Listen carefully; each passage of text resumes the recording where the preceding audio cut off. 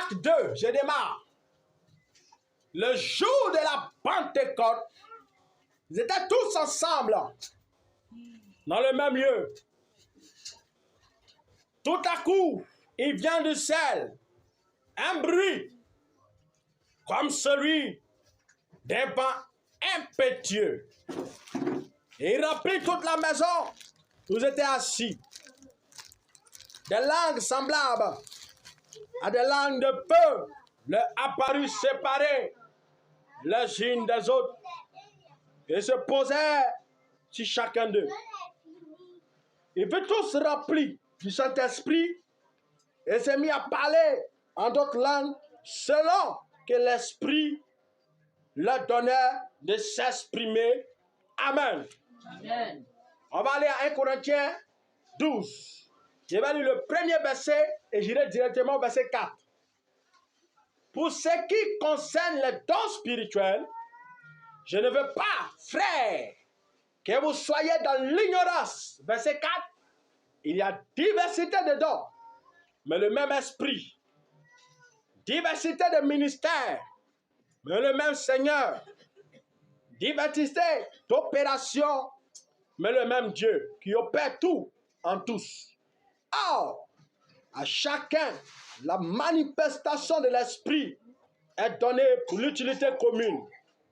En effet, à l'un est donnée par l'esprit une parole de sagesse, à un autre une parole de connaissance selon le même esprit, à un autre la foi par le même esprit, à un autre le don de guérison par le même esprit, à un autre le don d'opérer des miracles, à un autre la prophétie, à un autre le discernement des esprits, à un autre la diversité des langues, un seul et même esprit opère toutes ces choses, les distribuant à chacun en particulier comme il veut. Amen. Acclamons la parole de Dieu.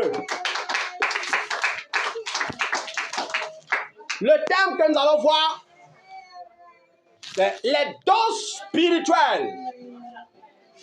Alléluia, dis à ton voisin, les dons spirituels. Voilà. Ça fait un bon moment que nous sommes en train de parler des choses spirituelles. Et aujourd'hui, j'ai décidé de parler sur les dons spirituels. On a parlé du baptême de l'eau. On a parlé du baptême du Saint-Esprit. Et aujourd'hui, on va parler des dons spirituels. J'ai dit au commencement que le baptême de l'eau, c'est lorsque on s'engage avec notre foi à suivre le Seigneur en se faisant baptiser. Et celui qui se fait baptiser devient automatiquement un fils de Dieu, un enfant de Dieu, et il passe des ténèbres à la lumière de Dieu. Et j'ai poursuivi pour dire que celui qui a fini de se faire baptiser doit rechercher le baptême du Saint-Esprit. Et que le baptême du Saint-Esprit, ce n'est pas le baptême de l'eau. Et que le baptême de l'eau, ce n'est pas le baptême du Saint-Esprit. Chacun d'eux a un rôle à jouer.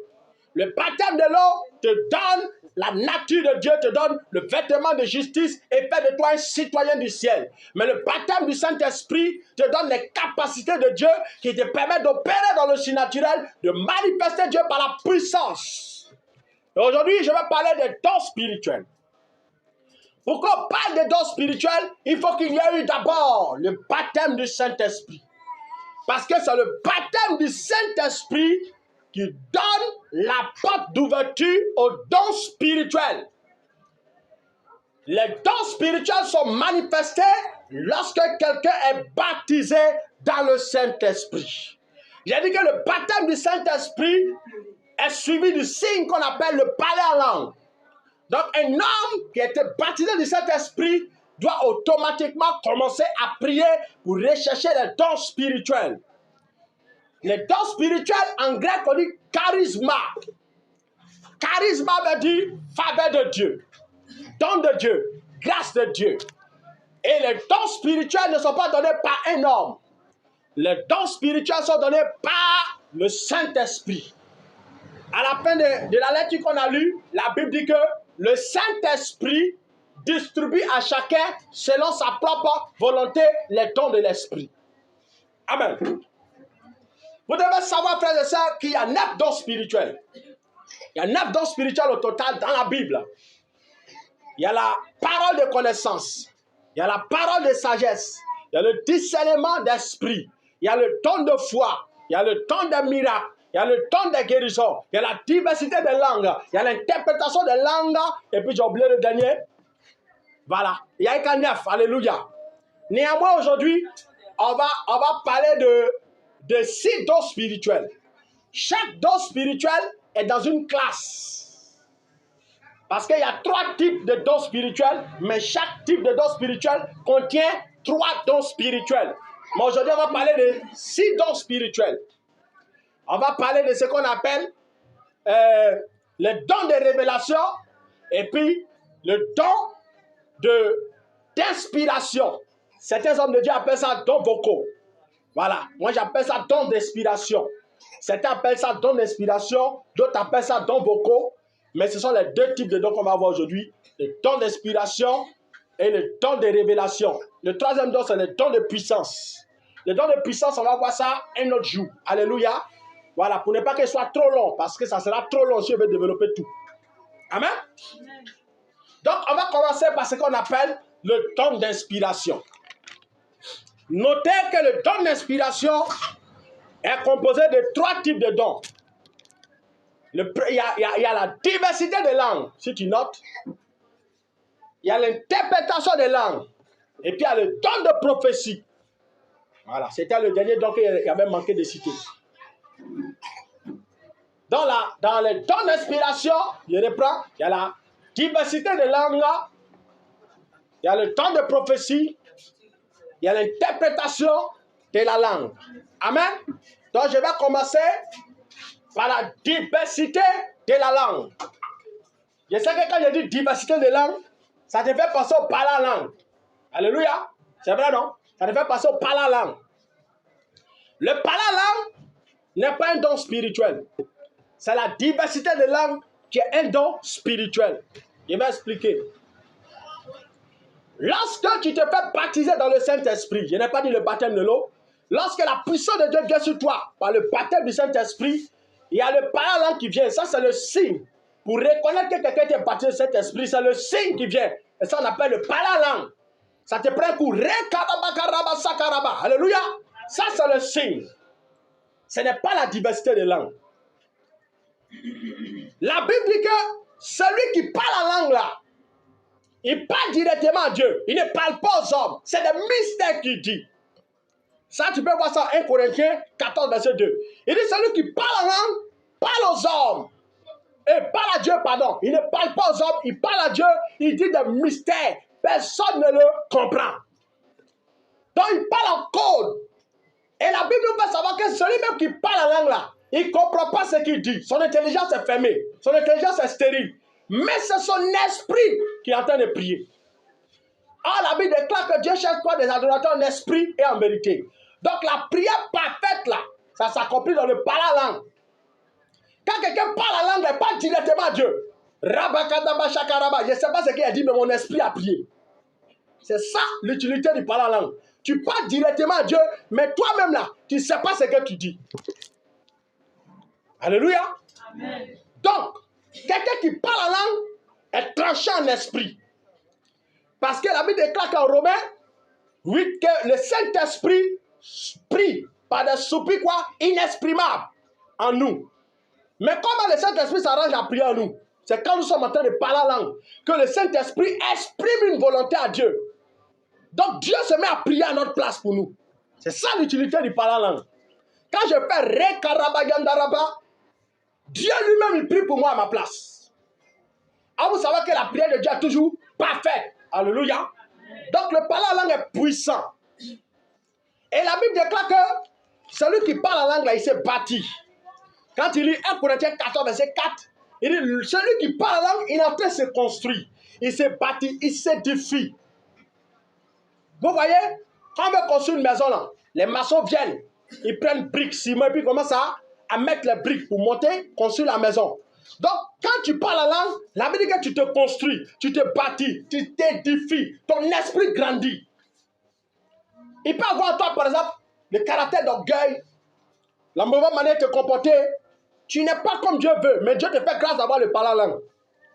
Quand tu es là, tu parles en langue. Tu n'as pas besoin que le Saint-Esprit te saisisse. Quand tu reçois les signes du parler en langue, là, tu n'as plus besoin que Dieu te prenne. Non, comme les gens, les filles, elles attendent d'abord que Dieu les prenne. Elles vont commencer. Non, tu n'as pas besoin de ça. Une fois que le parler en langue t'est donné là, c'est pour toi, c'est cadeau. C'est comme par exemple quelqu'un te donne vélo. On t'a donné, c'est pour toi, cadeau, il faut rouler. Tu vas plus demander la permission à celui qui t'a donné pour rouler. Il t'a donné cadeau, c'est pour toi. Donc tu roules tant que tu as envie. Dans le parler en langue là, tu peux parler ça n'importe quand, n'importe comment, à tout moment, tu ne pêches pas. Dieu nous a donné ça pour nous bâtir. Donc quand tu parles en langue, quand il y a en toi le caractère d'orgueil, l'impolitesse, la jalousie, les choses impures, le Saint-Esprit qui est en toi qui prie, qui n'aime pas ces mauvaises manières d'agir là, va commencer à te tailler au fur et à mesure. Il va commencer à enlever en toi les choses impures. C'est pourquoi la Bible déclare que celui qui parle en langue, il s'est bâti. Donc comme Dieu a prévu que tu sois à son image, à sa ressemblance, il a créé cette prière-là spécialement pour te transformer. Alléluia. Donc celui qui parle en langue, la Bible dit qu'il parle directement à Dieu. Même Satan ne l'entend pas. Quand tu parles en français, le diable entend ce que tu dis.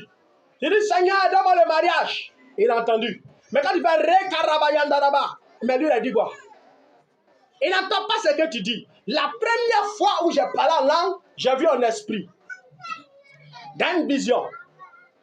Quand j'ai commencé à parler en langue, Rakadabayandaraba, il y a une sorcière là-bas qui a dit, hey, lui là, qui lui a appris à parler ça là?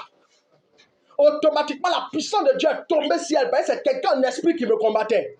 Donc, pendant que tu parles en langue là, toi-même, tu ne sais pas c'est quel genre de prière tu fais. Peut-être que tu es en train de faire prière de combat. Tu es en train de combattre, hein? Tu ne sais pas. Tu es en train de supplier Dieu pour ton mariage, tu ne sais pas. Tu es en train de prier pour la guérison de quelqu'un, tu ne sais pas. Donc, pendant que tu parles en langue, quelqu'un là-bas qui est malade, là, peut être en train d'être guéri. Toi, tu ne sais pas. C'est la volonté parfaite de Dieu qui s'accomplit pendant que tu parles en langue. C'est ça l'utilité du parler en langue. Mais j'ai dit la dernière fois qu'il ne faut pas aller prendre bic et feuille pour apprendre à parler en langue. C'est-à-dire, tu écris Labasakadaba et puis tu commences à apprendre Rebadagadaba. On ne fait pas ça. Ça, c'est pas parler en langue. Ça, c'est la tricherie. Et il y a des gens qui font ça. Ils remarquent que tout le monde parle en langue dans l'église. Il a envie de parler en langue. Et puis, ça va. Ils voient tout le monde faire Babababa, Babobobo. Là aussi, ça va. Babababa, Babobobo, Bababa. On ne fait pas ça. Alléluia. Laisse le Saint-Esprit te donner le parler en langue. C'est pourquoi il est important de rechercher le baptême du Saint-Esprit. Et ce signe-là, c'est quand tu es baptisé dans l'Esprit que ça vient. La recherche du baptême du Saint-Esprit est important. Quand tu te baptises dans l'eau là, tu vas vers un homme, l'homme te prend. Comme il y en allait baptiser les jeunes frères, on prend, on met dans l'eau, boum, c'est fini. Mais quand tu veux le baptême du Saint-Esprit, ce n'est pas un homme qui te donne, c'est Dieu qui te donne ça. Et pour ça, tu dois jeûner, prier, chercher Dieu. Père, donne-moi le baptême du Saint-Esprit. Tu es derrière lui, tu le poursuis. Et puis quand il voit que tu as vraiment cessé que tu veux, il te donne. Une fois que tu reçois ça, mon frère, c'est pour toi. Partout tu es, Rakadabayandaraba, tu parles seulement. Alléluia. Ça ne dérange pas Dieu. Amen. Amen. Je vais lire un autre verset. La Bible dit 1 Corinthiens 14, verset 15. Que fait donc? Je prierai par l'esprit, mais je prierai aussi avec l'intelligence. Vous voyez ici, il dit quand tu pries par l'esprit, ce n'est pas un péché. Quand tu pries aussi par l'intelligence, ce n'est pas un péché. Donc tu peux prier en esprit et tu peux prier en français. Ce n'est pas un péché. Il ajoute encore, je chanterai par l'esprit, mais je chanterai aussi avec l'intelligence. Donc celui qui chante en langue là, il ne pêche pas. C'est dans la Bible. Tu peux chanter en langue. Ça te prend la rue. Oh, Rekadaba. Oh, tu ne pêches pas. Les gens qui ne connaissent pas, ils vont dire, oh, regarde-moi ce païen là, ce pécheur. Alléluia. Aujourd'hui, on te montre par la Bible que tu ne pêches pas. Quand tu chantes en langue, tu ne pêches pas. Alléluia. Donc la Bible dit, tu peux chanter avec ton intelligence, c'est-à-dire en français, que tu connais, et tu peux chanter en langue. Donc pendant que tu chantes en langue, là, tu dis des mystères aussi à Dieu. Mais que toi-même, ton intelligence n'entend pas. Mais c'est ton esprit seul qui comprend ce qui se passe. Parce que ton esprit est directement connecté à Dieu. Amen. Alléluia. Maintenant, j'ai touché ce point pour que vous compreniez de quoi je vais parler quand je parle de la diversité de langues. La diversité de langues, c'est un don spirituel qui n'a rien à voir avec le parler en langue. La diversité de langues, là, tu ne peux pas parler ça comme tu veux. Genre, tu es là, non. Tout à l'heure, il fait ragadaba, il n'y a pas péché. Mais si pas te parler de la diversité de langue. La diversité de langue, c'est un parlant langue qui n'est pas là, qui n'est pas le parlant langue. Alléluia. On peut être là comme ça, puis un coup, le Saint-Esprit te saisit. C'est comme ça se manifeste. Ça te saisit. Au moins, ça te saisit là. Quand tu parles la langue là, il y a un message qui est caché dedans en même temps. Donc, au moment que tu parles la langue, automatiquement, tu vois, la personne va dire, ainsi parle l'Éternel. Ça s'accompagne toujours de ça. La diversité des langues là, quand tu manifestes ça, il y a un don de prophétie qui sort dedans. Il y a un message qui est caché. Il y a une prophétie qui sort automatiquement. Comme tout à l'heure, on peut commencer à faire puis un coup ça sort. Ainsi parle l'Éternel. Jeûner pendant 3 jours. Après ça, il va restaurer l'église. Ça, c'est la diversité des langues qui fait ça. Toute diversité des langues est accompagnée d'un message. S'il n'y a pas le message, la Bible dit, tais-toi. Ce n'est pas moi qui dis. Je vais lire. 1 Corinthiens 14, 27, 28. En est-il quelqu'un qui parle en langue que 2 ou 3 ou plus parlent? Chacun tout à tout. Et que quelqu'un interprète. S'il n'y a pas un interprète, qu'on se taise et qu'on parle à soi-même, à Dieu. La vie dit que la diversité des langues se manifeste là. Si tu n'as pas de message, il faut te taire. Parle-toi ce silencieusement, il ne faut pas déranger les autres. On a été adoré, puis un coup tu commences, et puis tu cries, tu dis rien. Tais-toi. La Bible dit tais-toi. Ce n'est pas diversité de langue. Souvent aussi, il y a des gens qui ont le don de diversité de langue, mais n'ont pas le don, le deuxième don qu'on appelle l'interprétation de la langue. L'interprétation de la langue, c'est aussi un don spirituel. L'interprétation de la langue, là, ce n'est pas traduire la langue. Traduire la langue, voici ça. Pendant qu'il parle en français, tu parles en anglais. Donc tout ce que je dis là, tu répètes comme chose en anglais. Mais lorsque la diversité des langues se manifeste, c'est pas comme ça se passe. C'est-à-dire, je peux parler en langue long, rabayada pendant 5 minutes, et puis quelqu'un interprète là-bas dans la foule. Ainsi parle l'Éternel, répentez-vous, c'est tout. Comme je peux être en train de parler, petit parler en langue, et puis le message est long.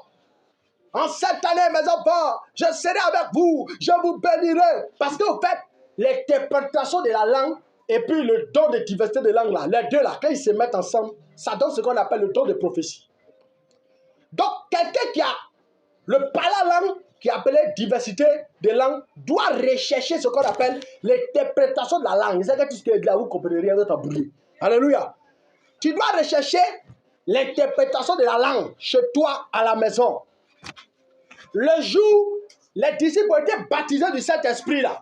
C'est ce dont la majorité d'entre eux ont parlé. C'est pourquoi la Bible dit que pendant qu'ils se sont mis à parler la langue, chacun parlait. La Bible dit que chacun parlait de manière distincte. Et ce jour-là, il y avait une grande foule qui était venue pour adorer Dieu. Il y avait une fête à Jérusalem. Donc quand ils ont commencé à parler la langue, la Bible dit que ce jour-là, les gens étaient étonnés et disent, ah, mais pendant que les gars parlent là, ils ne comprennent pas, ne sont-ils pas juifs, ne sont-ils pas galiléens? Mais comment se fait-il qu'on les entend dans notre langue maternelle? Donc moi ici, est baoulé. Et puis je commence à parler en langue chinoise. Et puis lui, il entend ce qu'ils sont en train de dire. Moi, je ne sais pas ce qui se passe. Et lui, il entend qu'ils sont en train de parler de merveilles de Dieu. Souvent, quand la diversité des langues se passe comme ça, là, tu peux tenter de prêcher à quelqu'un sans t'en rendre compte. Toi, tu ne sais pas ce qui se passe, hein, mais lui, il est en train d'être prêché. Ou il est en train d'entendre au commencement de la création. Dieu, lui seul, il entend ce qui se passe. Donc, la diversité de langue, c'est un don important que les chrétiens doivent chercher, mais ils doivent chercher aussi l'interprétation de la langue. Parce que quand tu as les deux, tu prophétises. Alléluia. Amen. Voilà. Maintenant, le troisième don, dans les dons d'inspiration, c'est le don de prophétie maintenant. Puisque les deux donnent prophétie, maintenant, c'est quoi le don de prophétie? Je vais lire un verset, puis on va rentrer dans le don de prophétie. 2 Pierre 1, verset 21. Car ce n'est pas par une volonté d'homme qu'une prophétie a jamais été apportée, mais c'est poussé par l'Esprit Saint que des hommes ont parlé de la part de Dieu. Prophétiser, c'est le fait de parler de la part de Dieu. Ça, c'est un. La Bible dit que c'est poussé par l'Esprit qu'on parle de la part de Dieu. Mais le don de prophétie, en fait, c'est un don qui s'accentue sur le futur. C'est-à-dire quelqu'un qui prophétise, tout ce qu'il dit là, c'est au futur. C'est ça le don de prophétie. Il parle toujours au futur. Dans 7 ans, je te leverai. Le gars, il a prophétisé comme ça. Dans 3 ans, ma fille, tu rentreras dans ton mariage. Il a prophétisé. C'est poussé par l'esprit qui dit ça. Alléluia. Et ce don-là se manifeste dans les croyants. La Bible déclare que vers les derniers temps, je répondrai de mon esprit sur toute chair. Vos fils et vos filles prophétiseront. Vous voyez un peu? Donc, Dieu donne le don de prophétie pour qu'on puisse commencer à capter les choses du futur. Commencer à annoncer les choses du futur. Parce qu'à partir d'une prophétie, Dieu peut donner ce qu'on appelle l'instruction prophétique. C'est-à-dire que pendant qu'il prophétise, il te dit exactement ce que tu dois faire pour que ta vie change. Amen? C'est ça le don de prophétie. Mais lorsque tu possèdes le don de prophétie, ça ne fait pas de toi un prophète. Celui qui prophétise n'est pas un prophète. C'est là qu'il y a beaucoup de contradictions. Certains ne sont pas appelés, ils sont pas ouvrir l'église. Alléluia. Oui. Quand tu prophétises, ça ne fait pas de toi un prophète. Un prophète, c'est celui qui détient le ministère prophétique. Il y a 5 ministères. Il y a le ministère évangélique, ministère apostolique, ministère pastoral, ministère docteur et ministère quoi? Prophétique. Alléluia. Et c'est dans ces 5 ministères que se trouve le prophète. Mais celui qui détient le don de prophétie, tout à l'heure tu es là quand tu reçois des paroles de la part de Dieu, tu n'es pas un prophète. Parce que tous les 5 ministères ont la capacité aussi de prophétiser. C'est un don que Dieu donne. C'est qui le prophète? Le prophète, c'est celui qui parle de la part de Dieu. Il connaît la parole, il prêche la parole, il enseigne la parole. Et en plus de ça, il a le don de prophétie. Donc, un prophète qui dit qu'il est prophète, qui ne sait pas prêcher, ce n'est pas un prophète. Et tout prophète qui prophétise seulement, mais qui ne sait pas prêcher, n'est pas un prophète. Un prophète, c'est la combinaison de la connaissance de la parole et du don de prophétie. Donc, quand Dieu te donne le don de prophétie, il ne faut pas le dire, moi je suis un prophète, moi je vois les choses, je prophétise. Tu n'es pas un prophète, il ne faut pas pécher. Alléluia. Amen. Mais tu as besoin du don de prophétie, c'est quelque chose d'important. Par la prophétie, tu peux annoncer des choses. La Bible dit que celui qui prophétise parle aux hommes. Quand tu prophétises, tu parles aux hommes, tu les conseilles, tu les exhortes, tu les encourages. Par exemple, tout à l'heure, je peux commencer à dire, ma fille, le Seigneur est avec toi, prends courage. Il a prophétisé. Alléluia. Mais c'est poussé par l'esprit. Tu comprends? Donc, celui qui prophétise annonce des choses futures. Il y a les prophéties lointaines et puis il y a les prophéties courtes, c'est-à-dire les prophéties proches. Dans la Bible, on a vu beaucoup de sortes de prophéties. Depuis l'Ancien Testament au Nouveau Testament, toute la Bible, c'est prophétie. Alléluia. Quand tu prends le cas, par exemple, d'Ésaïe le prophète, lui, il a prophétisé des prophéties lointaines. Ésaïe 7, par exemple, verset 14. Il dit, la jeune fille sera enceinte. Elle enfantera un fils, à qui vous donnerez le nom. Elle donnera le nom d'Emmanuel. Parlez de Jésus. Ésaïe a existé 400 ans, 500 ans, 700 ans peut-être même avant Jésus. Alléluia. Mais il a commencé à parler de la venue de Jésus. Depuis combien d'années? En ce temps, c'est quelqu'un qui disait, on disait qu'il était bête. C'est un menteur, il était là. C'est qu'une prophétie lointaine comme ça. Alléluia.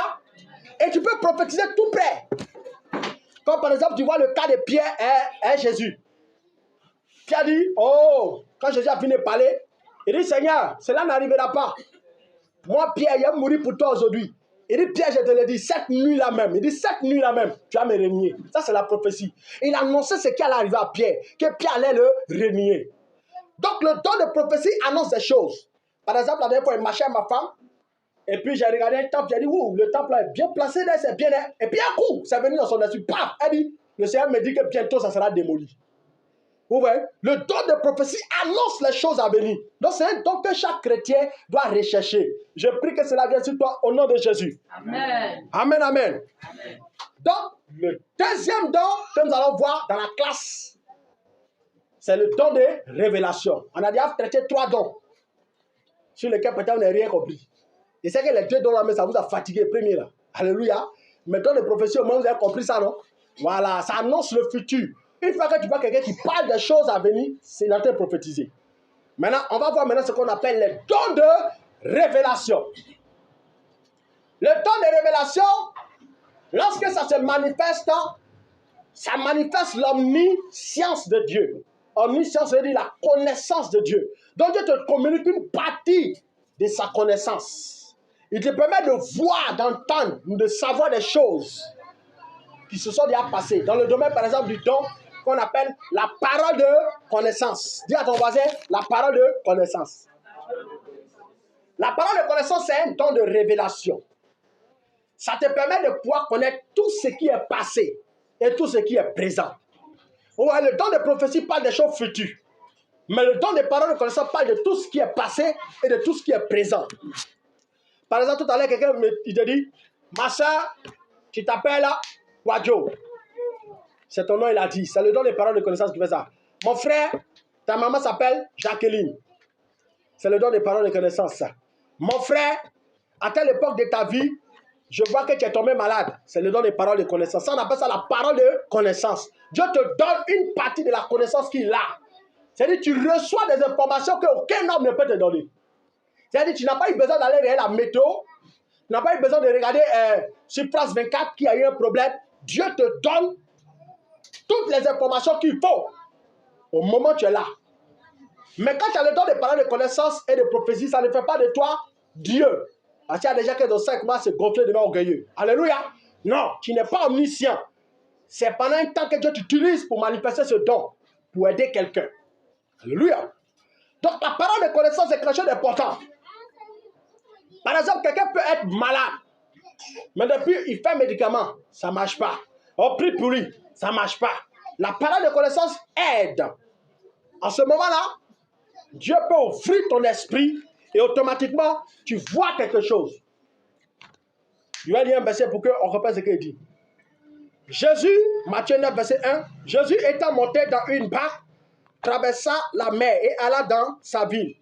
Et voici, on lui envoya un paralytique couché sur un lit.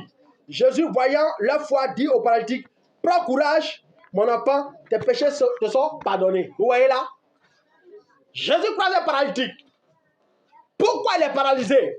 La Bible dit, lorsque Jésus le croise, Jésus dit, tes péchés te sont pardonnés.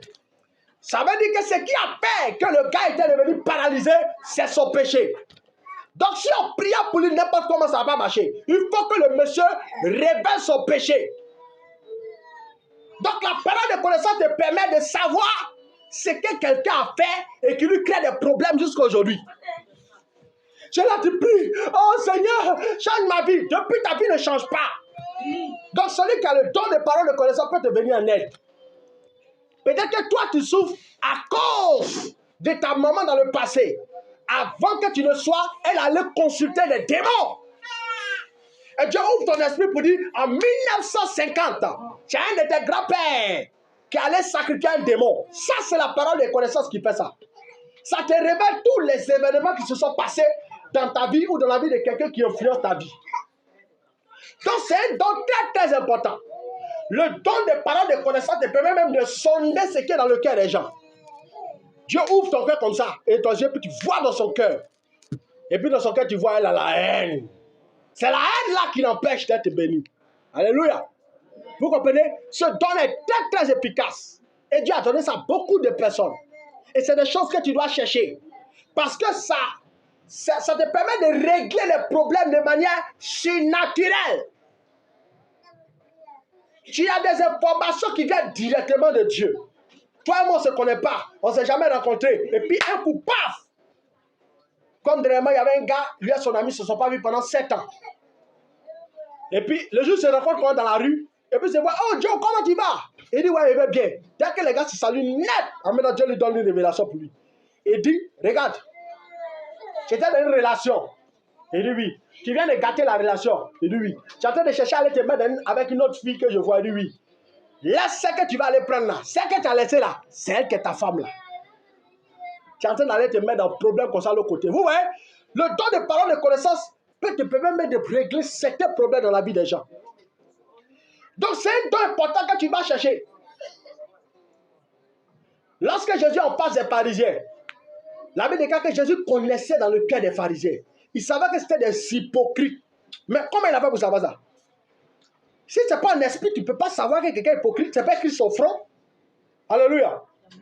Je me suis engagé un jour dans une affaire avec un monsieur. À la fin, le Seigneur me dit, c'est un malhonnête.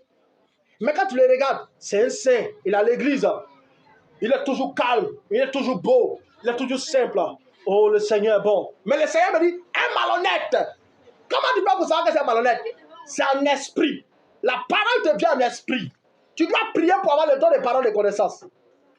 Ça peut t'aider. Ça te révèle les pensées de cœur.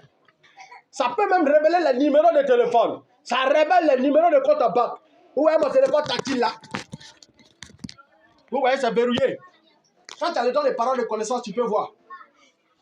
Tu peux voir pour déverrouiller ça. Ça, c'est la parole de connaissance qui fait ça. C'est-à-dire, il te montre ce qu'il faisait pour pouvoir déverrouiller. Et puis au même moment, tu fais ça déverrouiller. C'est un don très, très important. Quelqu'un a volé l'argent dans ta maison, il a pris, il a déposé en bas de la cuvette dans la cuisine, il a attaché dans le sachet, tu ne sais pas. Et puis tu cherches ton argent. Je ne vois pas mon argent est où? Et puis un coup, paf, ça vient. Le don de parole de connaissance te dit, ah, c'est Kofi qui a pris. Il a mis ça dans la cuisine, il a attaché dans un sachet noir. Ça te révèle ça clair. Amen. Tu dois chercher ça. C'est important. Je vais prendre un deuxième exemple. Jean 4, verset 15 à 18. On dit, la femme samaritaine dit à Jésus, Seigneur, donne-moi de cette eau afin que je n'ai plus soif et que je ne vienne plus puiser l'eau ici. Jésus lui répondit, va, appelle ton mari et viens. La femme lui répondit, je n'ai point de mari, Jésus.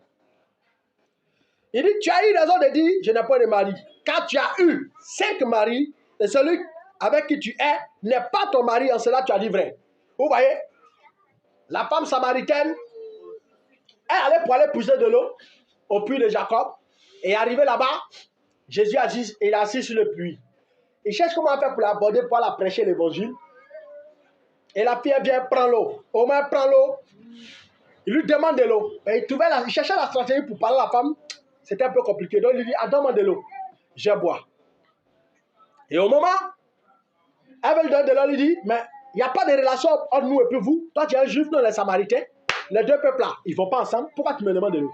Il dit, si tu connaissais celui qui te parlait là, c'est toi-même qui allais prendre de l'eau pour lui donner vite, vite. Et puis tu allais lui demander même l'eau. Alléluia. Il parlait de l'eau de la vie éternelle. Elle parlait de l'eau naturelle. Et quand la causerie a commencé à venir, paf, en même temps, Jésus lui dit, va appeler ton mari. Elle dit, je n'ai pas de mari. Il dit, oui, tu as raison de dire ça. Tu avais 5 maris. Tu as eu 5 maris dans ta vie. Celui à qui tu es là, il y a un gars dans la maison là-bas qui l'attendait. C'est pas ton mari. Alléluia.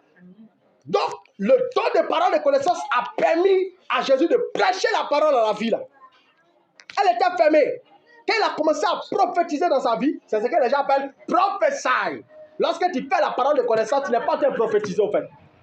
Celui qui prophétise parle du futur. Mais celui qui donne les paroles de connaissance donne des choses cachées. Il révèle les choses cachées. Alléluia. Mais aujourd'hui, on appelle ça, tout ça, on appelle ça prophétie. Alléluia. Ce n'est pas prophétiser, mais c'est donner des paroles de connaissance. Mais c'est très important. Ce don-là doit accompagner les gens qui sont venus prêcher l'évangile. Ce don-là doit accompagner des responsables. Ça doit accompagner même des leaders, des papas de famille, des mamans de famille. Ton enfant est allé se promener et il allait faire des bêtises. Dieu te révèle quand il rentre à la maison, mon fils, tu étais à quelle heure à tel endroit? Il dit non, dans tel endroit, tu mens. Dieu me montre que tu étais allé dans telle maison, tu as volé l'argent là-bas. Alléluia. Donc ce don-là, c'est très bon. Ça te permet même de suivre tes enfants. Quand c'est comme ça, tes enfants maintenant ont peur de toi. Il dit le vieux, il voit tout. Hein. Viens pas les voir tout, faites attention. Et il dit à son frère, hey, Marius, il ne faut pas prendre, hein. Papa est là-bas, il va voir. Il voit trop clair. C'est pas comme il fait, c'est un sorcier. Amen. Et c'est ce qui s'est passé dans la vie des anciens prophètes. La Bible dit qu'Élisée, il était avec Géasi. Il y a un roi, il y a le ministre du roi de Syrie qui s'est déplacé, qui avait la lèpre. Et il vient pour venir rencontrer Élisée, parce qu'on lui a dit que s'il croise Élisée, il sera guéri de sa lèpre. Et coup, il vient avec des chars, il vient avec l'argent, or, habits, tout. Venir croiser l'homme de Dieu. Comme souvent quand nous envoie les hommes de Dieu. Alléluia. Et, arrivé là-bas, il cherche à rencontrer Élisée. Et Élisée dit non, je ne vais pas te rencontrer. Va, jette-toi dans l'eau, tu seras guéri. D'abord, il a prophétisé, il dit, jette-toi dans l'eau, tu seras guéri. Donc, il prophétise que si jamais il s'en dans l'eau, il sera guéri. Mais il ne veut pas le rencontrer. Donc, il dit, ah, mais il envoie beaucoup d'argent, il veut donner au monsieur, pourquoi le gars ne veut pas sortir? Et ça, maintenant, Géasi, son serviteur, quand il a fini d'être guéri, lui, il a pris sa route, il est parti. Donc, Géasi le suit. Et puis, il dit, ah, que mon maître, là, il m'a envoyé. Il dit que bon, il est qu'à venir prendre l'argent. Oh, il a refusé. Le prophète a refusé de rencontrer le monsieur. Il a refusé de prendre son argent. Alléluia. Mais lui, là, comme il aime l'argent, il a couru, il est parti rencontrer le monsieur pour dire, ah, que le prophète, il faut donner l'argent. Il faut donner habit, là. Donc, il a ramassé tout, il a pris, il allait cacher quelque part. Et puis, il rentre maintenant pour aller croiser son papa spirituel que le prophète.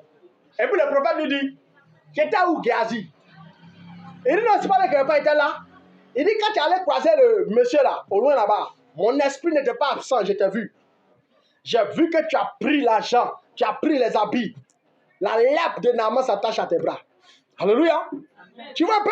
Donc, le don des paroles de connaissance a permis à Élisée de voir que le gars allait voler l'argent. Il allait gâter même son nom. Il a menti que le prophète dit, n'a qu'à donner. C'est comme moi, tu t'en vas croiser Maman Sandrine, et puis tu dis, Maman Sandrine, le pasteur il faut donner 50 000. Il va prendre ses défenses, c'est chaud. Et puis toi tu prends, tu mets dans ta poche, tu veux bouffer. Maintenant moi ici, à me bien dit, hey, Philbert, tu fais quoi comme ça? Tu dis, il fait quoi papa? Voleur! Tu allais raqueter l'argent à mon nom. Tu es un petit voyou. Alléluia. Donc le don de paroles de connaissance te permet de voir des choses cachées qu'aucun homme ne peut te révéler. C'est-à-dire que tu n'as pas eu besoin que quelqu'un te dise. Toi, tu sais déjà. Amen. Donc, on doit chercher ce don-là. C'est très, très important. Ça aide même dans la délivrance. Oui, tu es en train de faire délivrance de grâce, tu pries, puis rien. Et puis, un coup, paf, Dieu te révèle. D'où vient son problème. Et tu pries, il est libéré. Amen. Donc, c'est important, cherchons ça. Il y a un autre don qui est dans le don de révélation qu'on appelle le don de la parole de sagesse. Le don de la parole de sagesse, ce n'est pas la sagesse. Alléluia. Le don de la parole de sagesse, ce n'est pas la sagesse. La sagesse, on acquiert ça avec les années. Tu nais enfant et puis les expériences te donnent la sagesse. Quand tu fais ça, ça t'a créé problème, tu dis, ah ça on ne doit pas faire. Quand tu fais ça, tu as réussi, tu dis, ah ça c'est bon. Ça c'est la sagesse. On acquiert ça avec les années. Mais le don de la parole de sagesse, c'est différent. Le don de la parole de sagesse là, même un enfant de 10 ans peut manifester ça. C'est Dieu qui donne. La Bible déclare que l'Esprit Saint nous donne des dons par sa propre volonté. Donc Dieu peut choisir de donner un don de parole de sagesse à un enfant de 10 ans. Il y a pris l'exemple d'un enfant de 10 ans pour que tu comprennes ce qu'il a dit. Un enfant de 10 ans, il ne connaît rien. Alléluia. Ou bien mon fils, en âge il a 5 ans. Et puis Dieu lui donne le don de parole de sagesse. C'est un exemple qu'il prend. Mais tu sais qu'en âge, à cet âge-là, il y a des choses qu'il ne peut pas faire. Donc la parole de sagesse, c'est un don qui vient pour régler les problèmes les plus compliqués. C'est-à-dire que les problèmes de manière humaine, là, il y a plus de solutions. Et là, lui vient. C'est-à-dire que vous avez tout essayé, puis rien n'a marché. Vous êtes fatigué, vous dites c'est bon, on n'a qu'à divorcer. Alléluia. C'est là le don de parole de sagesse est important. Ça peut venir comme ça si l'enfant de 10 ans, puis paf, il reçoit une révélation. Et c'est juste une parole qui sort, mais une parole qui bascule tout. C'est-à-dire, ça vient pour régler les problèmes irréglables. Les problèmes impossibles à régler là, lui il est là pour ça. Et un enfant de 10 ans peut manifester, un enfant de 15 ans peut manifester. Mais quand il finit de manifester ça, c'est fini. Il n'a plus la sagesse là. C'est comme tu le vois, il continue à vivre sa vie comme un petit coq. Mais quand les problèmes viennent là, paf, un coup ça se manifeste. Tu vois, l'enfant il est sage, hein? Il n'est pas sage. C'est Dieu qui lui donne sa sagesse. Et puis il manifeste ça. Quand il finit de manifester ça, ça s'en va. C'est un don très très important. Et ce type de don-là, les députés qui sont chrétiens ont besoin de ça dans l'État. Ouais, nos ministres chrétiens ont besoin de ça. C'est ce genre de dons-là qui ont aidé Joseph. Joseph avait le don de sagesse, même s'il avait la capacité d'interpréter les rêves. Alléluia. C'est la sagesse là qui l'a permis de régner. Lorsque le roi d'Égypte a fini de rêver, il a vu des choses, il ne comprenait pas. Donc Joseph vient l'interprète. Qu'est-ce qu'il interprète? Donne une sagesse. Il dit, il va y avoir 7 années de bénédiction, 7 années de souffrance. Pour qu'on puisse régler le problème. Parce que les 7 années de souffrance, ça va tellement être fort que ça va détruire tout ce qu'on a récolté pendant 7 ans. Donc, il faut créer ceci. Ça lui a donné une sagesse de l'entrepreneuriat. Comment il va entreprendre pour ne pas que les 7 années qui arrivent là les détruisent. Donc, le don de sagesse vient pour régler les problèmes les plus pertinents. C'est que tu ne peux pas imaginer là. Ça règle ça. Donc, tu as besoin de ça. Alléluia. J'ai lu un verset pour qu'on puisse comprendre encore. 1 Roi 3, verset 23 à 28. Là-bas, c'est l'histoire de Salomon. Quand Salomon est devenu roi au départ, parce que Salomon est parti s'asseoir sur le trône étant très jeune. Il était quand un enfant, il ne sait pas quel âge il avait, mais il était dans la vingtaine. Donc, il devient roi de tout un royaume. C'est comme toi qui deviens président de la Côte d'Ivoire à 22 ans. C'est un exemple qui est pris. 25 ans, tu es président de la Côte d'Ivoire. Hey, tu imagines ça? C'est une lourde charge. Hein? Et lui commence à prier, Seigneur, donne-moi la sagesse, donne-moi la sagesse. Et puis automatiquement, Dieu lui accorde la grâce. La Bible dit qu'il y a eu un problème en son temps. 2 femmes prostituées dormaient dans la même maison et les 2 femmes étaient enceintes et les 2 femmes ont accouché. Une a accouché aujourd'hui et 3 jours après, l'autre a accouché. Maintenant, pendant la nuit, pendant que les femmes dormaient, la Bible dit qu'il y a une qui a dormi jusqu'à... Elle a dormi sur son enfant est mort. Maintenant, l'autre, elle dormait profondément. Comme l'autre aussi a vu que son enfant était mort, qu'est-ce qu'elle a fait? Elle s'est levée au milieu de la nuit, elle a pris le bébé mort là. Comme elle sait que c'est nouveau-né, les 2 sont nouveau-nés. Elle a pris le bébé mort là, elle a déposé et puis elle a pris le bébé vivant pour aller le mettre à côté d'elle. Maintenant, matin, les 2 se réveillent. Ceux qui l'ont mis le bébé mort à côté d'elle, regarde le bébé et elle dit, ah! C'est pas mon enfant qui est là. Quand il regarde là, il reconnaît son visage. L'autre dit non, c'est ton enfant mort là, c'est lui qui est là. Tu l'as tué au milieu de la nuit. Que c'est mon enfant vivant là qui est là. Voilà le problème. Donc, ça va croiser maintenant Salomon. Tellement la fête est chaud. Elle veut se battre même. Elle sont très peu palabres. C'est mon enfant. L'autre dit c'est pas mon enfant. Ça dérangeait le voisin. On dit à quoi? Elle a tué son bébé au milieu de la nuit. Et puis elle me dit que non, c'est son enfant qui a envie là qui est pour elle. Voilà le problème. Vous savez, les nouveaux-nés là, ils se ressemblent. Ils ont le même visage. Peut-être les 2 étaient noirs. Ou ils étaient clairs. On ne sait pas. Comme ils sont blancs, les 2 étaient blancs. Comment tu fais pour savoir que le bébé là, celui-là appartient à lui là, l'autre appartient à celle-là? Voilà le problème. Donc, on s'en va le roi Salomon. Elle s'arrive là-bas, continue. C'est mon bébé, elle dit, c'est pas mon bébé, c'est mon bébé. Elles sont en train de se discuter. Il ne sait pas ce qu'il va faire. Donc, un coup, il y a une sagesse qui est venue de la part de Dieu. Un coup. La sagesse, elle lui a dit, prends l'épée. Donc, il a pris le couteau. Il a donné ça à ses soldats. Il a dit, coupez l'enfant en 2. Comme vous 2 en train de dire, c'est pour vous l'enfant. Coupez l'enfant et puis à faire les dailles. Vous allez partager moitié-moitié. Les 2 vont perdre là. Et puis un coup, celle maintenant qui a le bébé là, que c'est son propre enfant là, elle a pleuré pour dire, ne faites pas ça à l'enfant, que c'est bon. Et c'est comme ça là, donnez ça à la femme là, je préfère qu'il soit en vie auprès de cette femme là, qu'il soit mort. Maintenant l'autre femme là répond pour dire, non, on n'a qu'à le tuer, ça fini. On n'a qu'à couper nous dans peine. Quand il a vu ça, il a dit, c'est bon. L'enfant là pour celle qui dit qu'il n'a qu'à donner cadeau là. Vous comprenez? La sagesse a fait qu'il a trouvé une énigme. Qu'elle a posé ça devant les 2 femmes. Celle qui avait le bébé s'est manifestée et celle qui n'avait pas le bébé s'est manifestée. Donc la sagesse vient pour régler les problèmes les plus difficiles. Et regardez en ce temps-là, il ne pouvait rien faire. Il n'y a pas de test ADN comme nous en notre temps. On ne peut pas prendre ton sang et puis le sang de bébé, on prélève tout. Il n'y en a pas. Il n'y a rien. Ils sont dans le temps colonial rien. Ils étaient au temps de la brousse. Où les gens étaient sauvages. Alléluia. Tu règles ça comment? Donc, le don de paroles de sagesse, ça vient régler les problèmes les plus compliqués. Alléluia. Et on doit chercher ça. Il y a une autre histoire, Jésus, c'est lui qui a vécu ça. Jean 8, verset 3 à 7. On dit, alors les scribes et les pharisiens amenaient une femme surprise en adultère. Et la plaçant au milieu du peuple, ils disent à Jésus, Maître, cette femme a été surprise en flagrant délit d'adultère. Moïse, dans la loi, nous a ordonné de lapider de telles femmes. Toi donc, que dis-tu? Il disait cela pour le prouver, afin de pouvoir l'accuser, mais Jésus s'étant abaissé, écrivait avec le doigt sur la terre. La Bible dit que les scribes, les pharisiens, les sadduciens, au temps de Jésus, ils cherchaient comment faire pour tuer Jésus. Donc ils cherchaient, ils ne voyaient pas. Et puis un jour, ils ont attrapé une femme. La femme allait tromper son mari. Donc ils l'ont attrapé. Or, dans la loi de Moïse, on dit, si une femme trompe son mari, quand on l'attrape là, lapider là jusqu'à ce qu'elle meure, on doit la tuer. Maintenant, on prend la femme là, comme on veut tuer Jésus, on va trouver quelque chose. Mais il cherche une faute en Jésus, il ne trouve pas. Donc on dit ça là aujourd'hui, on le prend même dans la loi de son Dieu. On prend la femme, on présente à Jésus. On dit, la loi dit, quand une femme trompe son mari, on l'attrape, on la tue. Toi, tu dis quoi?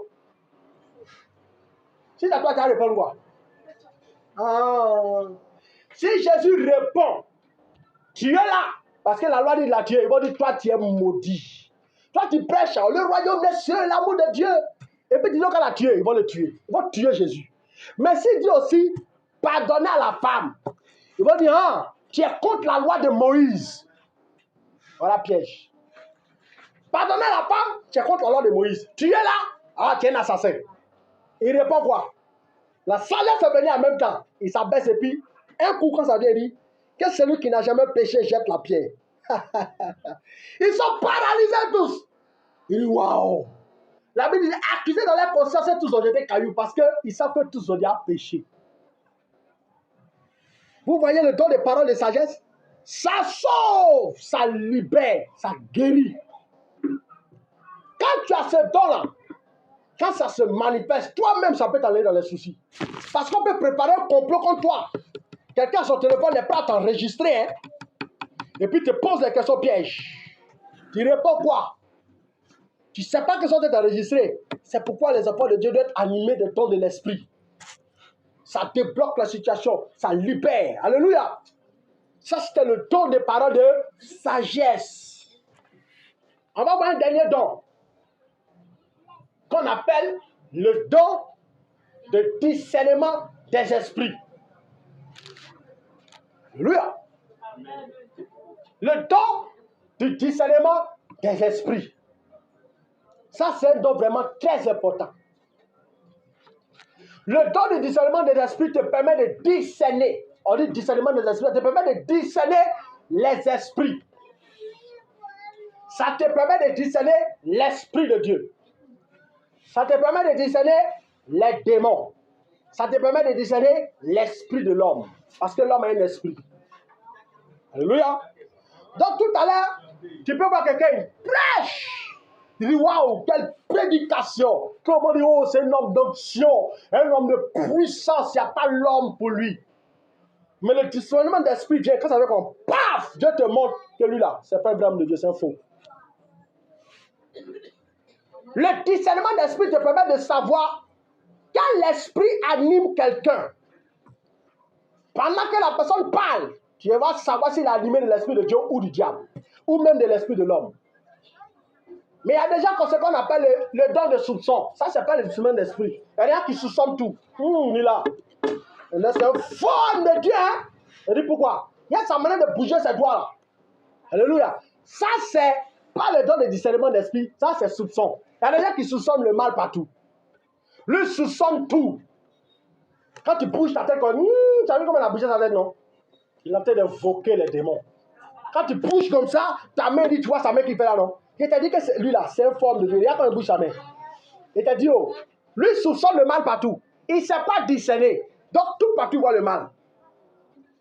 Quand les gens quand Jésus s'est manifesté en son temps, les gens disaient, ça c'est Belzéboul, là. Le prince des démons qui opère à partir de Jésus. Il n'avait pas le discernement d'esprit. Alléluia. Donc le discernement d'esprit te permet de pouvoir discerner les sorciers. C'est ce don-là qui te permet d'attraper un sorcier. C'est ce don-là qui te permet aussi de savoir qu'un homme de Dieu est vraiment un homme de Dieu et te permet de savoir qu'un homme de Dieu est un faux homme de Dieu. Ça te permet de savoir là où il y a le faux et là où il y a le vrai. Le discernement d'esprit se manifeste par beaucoup de formes.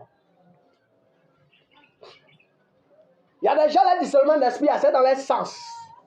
Ça se manifeste au niveau de leur corps. Par exemple, moi, je peux te saluer. Je te salue seulement. Je n'entends pas une voix. En te saluant, son mec peut savoir que tu es sorcier. C'est le discernement d'esprit qui est là. Ça ne peut pas vivre des choses bizarres. Tu salues les gars, puis automatiquement, tu sais qu'il est sorcier. Alléluia. Tu rentres quelque part dans une maison, tu n'as pas entendu le voix, ni rien. Paf, tu sens qu'il y a la présence des démons. Ça, c'est le discernement d'esprit. Le discernement d'esprit aussi se manifeste par la vision. Ton esprit s'ouvre. Et puis tu vois que la personne qui est en train d'agir là, ce n'est pas un homme. C'est un démon qui opère au travers de lui. Alléluia. Donc tu dois rechercher le discernement des esprits. Pour ne plus que tu te trompes. Aujourd'hui, il y a beaucoup de chrétiens qui sont dans les fausses églises. Pourquoi? Ils n'ont pas le discernement d'esprit. Vous comprenez? Maintenant, d'autres aussi sont dans les bonnes églises, mais ils ne savent pas qu'ils doivent rester là pour être bénis. Ils n'ont pas le discernement d'esprit. Le discernement d'esprit te permet de savoir quel esprit opère pendant que tu es dans un endroit. Je vais lire un verset. Luc 6, verset 70. On dit, Jésus répondit, n'est-ce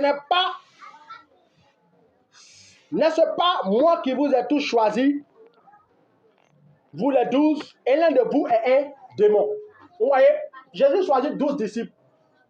Et puis parmi les 12 disciples, il dit, c'est moi qui vous ai choisi, non? Mais vous tous là, au milieu de vous là, il y a un qui est démon. Il parlait de Judas Iscariote. Mais comment tu vas pas pour savoir que quelqu'un est animé d'un démon? C'est ça. Tu aimes la personne, lui il est bien, et la soeur elle est trop bien. Quand il la voit, regarde, ça m'a de marcher, ça m'a de causer. Elle parle doucement comme ça, avec beaucoup d'amour. Eh ma soeur, comment tu vas? Eh, il y a longtemps, on ne s'est pas vu, hein? Eh copine. Alléluia. Tu vois la soeur, elle est douce comme ça, elle est bien, elle est gentille. Mais la Bible dit, c'est un démon qui est dans son corps. La fille que tu vois douce là, c'est une sorcière. Comment tu fais pour savoir? Parce qu'il y a des sorciers, ils ne sont pas nerveux. Hein. Ils sont calmes, ils sont doux, ils sont serviables. Alors mon frère, tu es où? Il est là. Et puis tu commences à lui révéler tous tes secrets. Et aujourd'hui là, quand il a prié, Dieu m'a montré. Aujourd'hui là, il a prié, Dieu m'a révélé. J'ai vu ceci. Il m'a dit, va me lever. Tu commences à révéler tous tes secrets. À la soeur là, elle est sorcière. Tu ne sais pas qu'elle est sorcière. Pourquoi? Parce que quand il dit prions, elle prie. Rabababa, rabababa, elle prie le feu. Je combats, je paralyse. Oui, il y a des sorciers qui font ça. Il prie de manière fervente. Quand tu le vois, tu lui as un homme de feu, un homme de puissance. C'est un sorcier, hein? Et puis un géant. Mais tu ne sais pas. Il est en train de blaguer. Je vais vous donner un exemple qui a vécu un témoignage. Il y a un des frères de ma femme qui est venu nous rendre visite quand ma femme était terriblement enceinte. On était plutôt loin de l'accouchement, au moins 2-3 mois comme ça. Et puis il a tenu un couche de brou. Il est quitté loin, et puis le brou, il est là.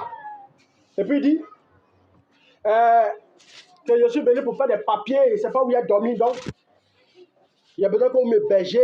Ma femme au début a voulu se plaindre, il a dit non, il faut laisser tomber. C'est ton frère qui est arrivé, c'est quelque chose d'urgent, on ne sait pas. En cas le berger, il va dormir tranquille.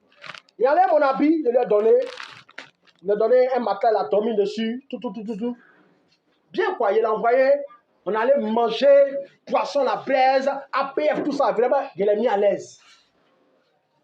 Et puis on allait à la maison, après les gens ont dormi, il faut les voir prier. Le feu, je bombarde, je paralyse, tous les démons sont vaincus. Et puis on a dormi. Lendemain encore, même chose, tu vois, il cause doux, tranquille. Il est parti. 2 jours encore, la télé encore brou.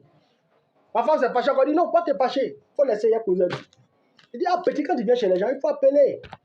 Tu ne sais pas ce que nous on vit, peut-être on a les problèmes, c'est le peu qu'on a là pour t'accueillir. Toi, tu viens encore, tu n'appelles pas à rien. Tu sais, là, quand tu viens chez les gens, c'est pas bon. Il ne faut plus faire ça. Il dit oui. Il a compris. Il a reçu encore. Il a mangé encore. Il a fini. 2e jour. Ça faisait 4 jours. Il a assis à ma femme et puis il regarde ma femme. Et puis il pleure. Elle dit, mais pourquoi tu pleures? Cet homme, je ne l'aime pas. Mais il y a quoi? Lui là, depuis que tu l'as rencontré là, on n'arrive plus à opérer dans ta vie. Tu sais pas que je suis sorcier? Moi, je suis sorcier, c'est roi de la sorcellerie. Tu comprends? Il est fâché. Mais il y a quoi? Il me depuis que je suis venu, il n'arrive pas à opérer. Il y a le feu dans toute la maison. Quand il parle même, ça s'aggrave. Alléluia. Est-ce que moi, je savais qu'il était sorcier? Ma femme ne savait pas qu'il était sorcier. Mais quand il s'est manifesté pendant les 4 jours au total, il n'a pas vu de colère, il n'a pas vu cela, mais Et il a vu seulement des hommes qui prient. Elle prie simplement, mais il est dérangé, il ne comprend pas, il n'arrive pas à opérer. Alléluia. Il dit, mais il était venu en mission. Je suis venu pour gâter la grossesse et tuer ton mari. Mais j'ai joué. Et puis il pleure. Et puis il prend sa route. Et puis il s'en va, il n'est plus jamais venu. Comment tu peux pour savoir que quelqu'un est sorcier? Ce n'est pas écrit sur le trône de quelqu'un. C'est le don du discernement des esprits qui te permet de faire ça. Chercher le don du discernement des esprits. Ça te permet de savoir qui est en train d'agir. Je me souviens à l'époque, il y avait mes soeurs. Je disais, toi mes soeurs. Elles étaient deux. Ma cousine, une de mes cousines et puis une de mes soeurs. Ah non, je les aimais. Parce qu'on était les deux seuls chrétiens dans la cour. Tout le monde est catholique, tout le monde boit sa bière, cherche femme. Moi, j'essaie de vivre sain. Donc la fille aussi, elle a trouvé qu'elle était bien, elle s'est rapprochée de moi. Ma soeur aussi rapprochée de moi. L'autre même là, elle prophétise. Elle peut savoir, l'Esprit de Dieu me montre, je vois. Et puis elle commence à donner des révélations. Elle donne des révélations, elle donne des révélations. Ah, moi, j'étais connecté à elle. En cause, ce sont mes soeurs, on prie ensemble, on prie ensemble. Alléluia. Et un jour, Dieu va ouvrir mon esprit parce que je le disais tout. Oh, il y a des mots aujourd'hui. J'ai vu ceci. Dieu m'a dit cela. Il m'a dit ceci. Alléluia. Je disais tout. Parce que pour moi, ce sont mes soeurs en Christ. Quand les dieux vont prier pour moi. Un jour, je m'ai dormi. Et puis, je vois, parmi mes deux soeurs là, il y a une gros serpent sur sa tête. Elle dit, toute prophétie elle donne là.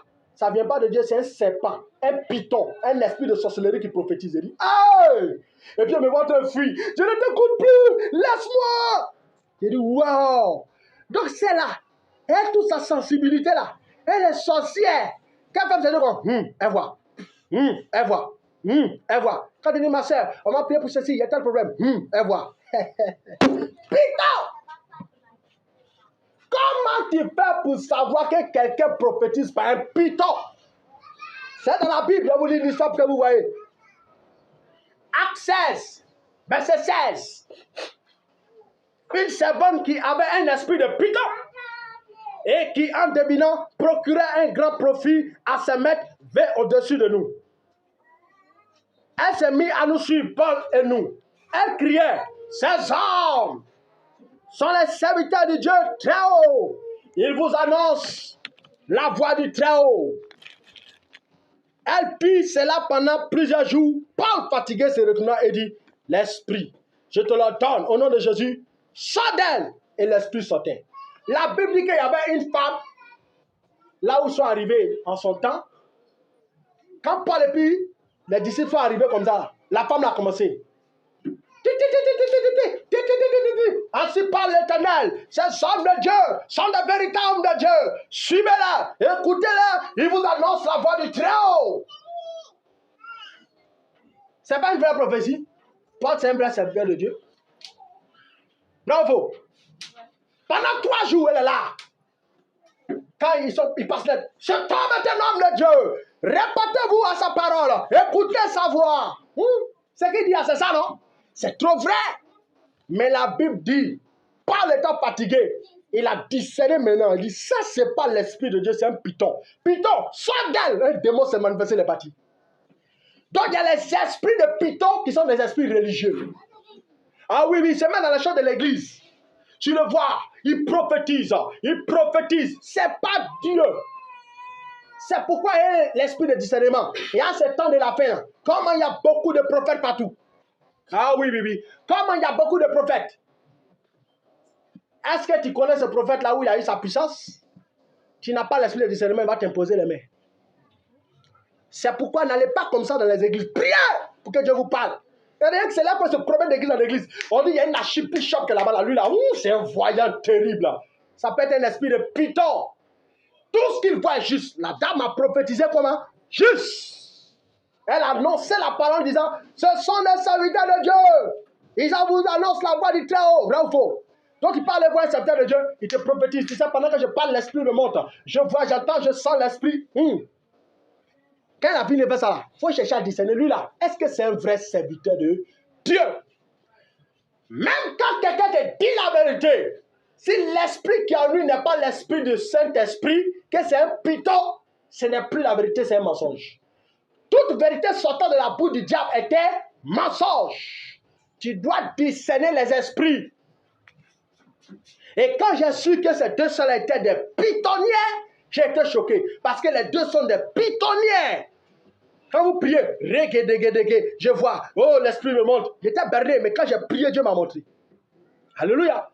Tu dois prier pour avoir le discernement d'esprit. Maintenant, comment est-ce que se manifestent ces dons? Comment est-ce que tu peux prophétiser? Comment est-ce que tu peux avoir la parole de connaissance? Comment est-ce que tu peux avoir le don de discernement d'esprit? Comment? La Bible nous dit que nous devons aspirer au don. Quand tu n'as pas le don en toi, tu dois prier pour que ce don-là se manifeste. Aspirer, c'est prendre ce qui est dehors pour faire entrer en toi. Respire, tu vas voir. Tu aspires. Tu aspires quoi? L'air. C'est comme ça que tu dois faire. Tu dois prendre ce qui est dehors pour faire entrer en toi. Donc c'est en Dieu, tu dois aller prendre ça pour mettre en toi. Et pour ça, tu dois chercher Dieu dans la prière. C'est la prière qui déclenche les dons spirituels. Tu dois prier. C'est pour ça que tout le temps, vous voyez, si il y a vous donner chaîne, il y a vous donner prière. Quand tu pries beaucoup, tu chantes beaucoup, les dons de révélation et les dons spirituels peuvent se manifester en toi. Tu dois même prier. Seigneur, ouvre mes yeux que je voie. Et les canaux de manifestation, ce sont les yeux. Tu dois prier pour que Dieu ouvre tes yeux spirituels. La parole de connaissance se manifeste par des visions, ce qu'on appelle des visions. Il n'y a pas de don de vision. Quand tu vois clair, ce n'est pas que tu as le don de vision, non. Quand tu vois clair, ça veut dire que tu vois. Tu as un don de parole de connaissance, le don de prophétie. Tes yeux s'ouvrent. Donc, Dieu peut ouvrir tes yeux puis tu vois des choses. Maintenant, le don aussi peut se manifester par tes oreilles. Il y a des gens qui ne voient pas, mais ils entendent. Il est là que puis il entend. C'est un faux. Où il entend. Vas-y, ce projet réussira. Tu entends une voix qui te parle. La voix du Saint-Esprit résonne dans ton esprit au niveau de tes oreilles. Parce que de la même manière que vous voyez le corps qu'elle a là, c'est comme ça que l'esprit de l'homme est. L'esprit de l'homme a la forme du corps de l'homme. Et l'esprit de l'homme a des oreilles, a une bouche, a des yeux, a des narines, tout ça. Même le discernement d'esprit peut se manifester par tes narines. Où tu rentres quelque part comme ça, puis tu sens l'odeur de hôpital. Ça t'est jamais arrivé? Tu rentres dans une maison, puis il y a l'odeur d'hôpital un coup. C'est un discernement d'esprit. On te dit qu'il y a un esprit de mort qui est là. Tu n'as pas entendu le voir, mais tu as senti. Tu as senti à partir des narines. Ou tu as entendu une voix à partir de tes oreilles. Ou quand tu rentres, tu sens comme ça autour de toi. Tu sens des choses sur ton corps. On n'arrive pas à t'expliquer, mais toi, si tu vis la chose, tu sais ce que c'est. Il y a des gens, j'ai su qu'ils sont sorciers simplement par leur présence autour de moi. C'est dérangé, l'atmosphère est bizarre. Tu n'es plus là, c'est devenu lourd. Alléluia. Tu dois chercher ça. Les paroles de connaissance que vous avez dit là, c'est par les yeux. Il y a beaucoup qui disent je vois, c'est des images qu'ils voient. C'est comme la télé qui est ouverte là, et puis tu vois des choses qui se passent. Et puis ce que tu vois là, c'est ça que tu racontes. C'est ça qu'on appelle le don de parole de connaissance, le don de prophétie, discernement d'esprit. Ça vient par des visions, ça vient par la sensibilité. Alléluia. Ça peut se manifester aussi quand quelqu'un te pose les mains. La Bible dit que lorsque Paul parle à Timothée, il dit Timothée, ranime le don de Dieu qui est en toi, que tu as reçu par l'imposition des mains et par prophétie. Tu vois? Quand on te pose les mains, ça peut venir sur toi. Donc tu dois prier, tu dois aspirer, tu dois vouloir. Parce que sans les dons spirituels, il y a des choses que tu ne peux pas vivre. Ce n'est pas possible. Les dons spirituels ouvrent des portes. Les dons spirituels t'évitent souvent de prendre de mauvaises décisions. Tu veux vouloir prendre la décision de pouvoir arrêter une affaire. Et Dieu te dit non, ne regarde pas l'échec dedans. C'est à partir de cette affaire que je vais te rendre grand. Tu sauras ça comment si tu n'as pas de dons spirituels. Tu peux vouloir partir en France. Et puis le Saint-Esprit te parle, te dit ne va pas. Reste en Côte d'Ivoire, je vais t'élever. C'est le don de paroles, de connaissances, de prophétie. Tout ça, c'est ça qui fait ça. Tu dois chercher ça, ça t'oriente. Et pour la plupart des dons, tous les dons que Dieu nous donne, en dehors de la parole, en dehors pardon, du parler-langue, le parler-langue, là, quand Dieu te donne, c'est pour toi, c'est ton cadeau. Mais tous les autres dons là, ne sont pas pour toi. Tous les autres dons que tu as sont pour les autres. La Bible dit, recherchez les dons. aspirer aux dons, mais pour l'utilité quoi? Commune. C'est pour les autres que tu as les dons. Ce n'est pas pour toi. Dieu appelle ça pour qu'on ne soit pas orgueilleux. Ah oui, parce que tu fais qu'à la parole de connaissance, tu vois seulement dans ta vie, tu as comment être orgueilleux. Ah, moi je vois, si je veux prophétiser, Tu mens. Ce n'est pas toi qui prophétise, c'est le Saint-Esprit qui prophétise en toi. Donc Dieu va t'utiliser comme un canal pour aider les autres. La Bible déclare que celui qui prophétise, il console, il édifie les autres. Alléluia.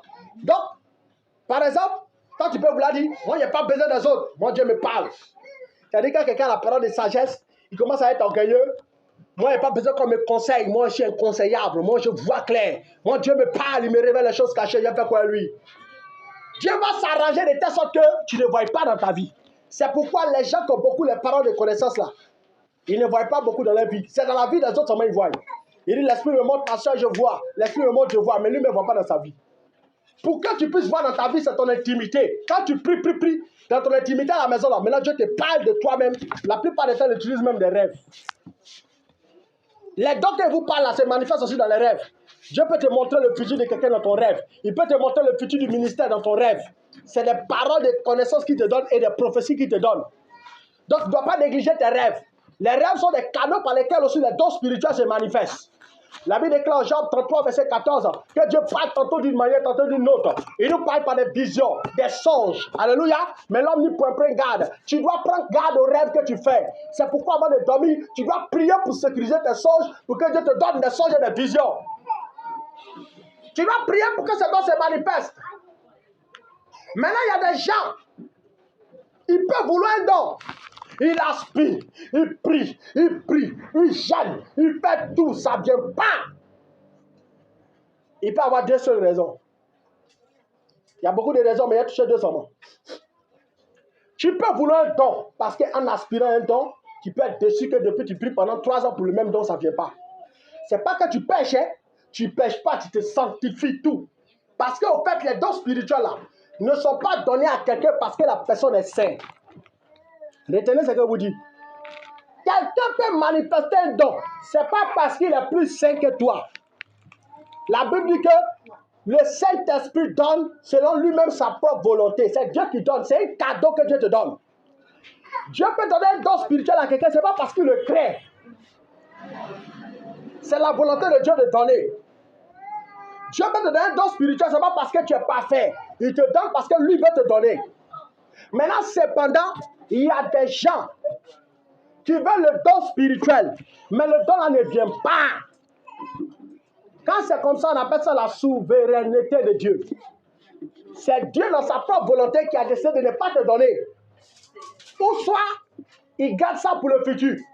Il va te donner, mais c'est dans le futur. Alléluia. Donc c'est pourquoi tu dois aspirer.